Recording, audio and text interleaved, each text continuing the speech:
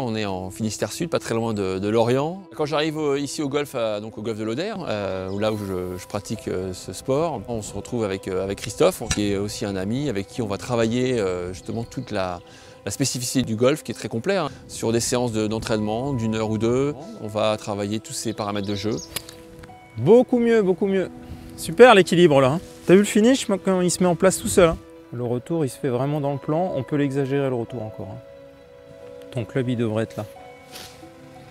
Il y a beaucoup de points communs finalement entre la voile et le golf. On travaille déjà la concentration sur la préparation d'un coup, comme la préparation d'une manœuvre.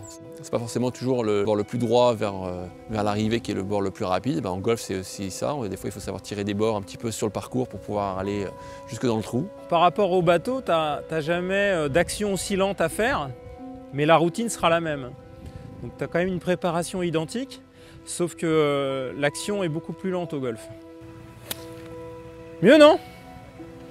C'est pas mieux, c'est parfait. Il y a un grand joueur qui s'appelle Tiger Woods, et il se donne 8 secondes pour pouvoir râler, pester parce qu'il vient de faire un mauvais coup, ou justement profiter pendant 8 secondes d'un coup magnifique qu'il vient de faire, et puis il se reconcentre, il repart à zéro, il est sur un nouveau coup. C'est aussi le travail de savoir passer au coup suivant, en oubliant ce qu'on vient de faire.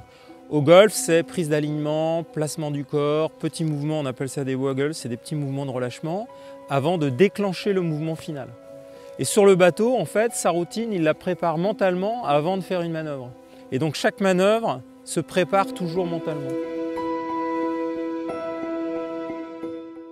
Là, on prépare la route du Rhum. On a un objectif qui est d'être prêt pour le 4 novembre, quelques jours avant le grand départ. On est souvent très sollicité la dernière semaine. Beaucoup de médias, beaucoup de public, le sponsor, voilà, il y a beaucoup de... Puis le stress du départ, bien sûr, de la course. Donc c'est bien aussi pendant quelques heures de se faire une petite parenthèse. On pense qu'au golf, on pense qu'à ça de toute façon quand on va sur un parcours de golf. Et c'est ça qui me plaît beaucoup aussi.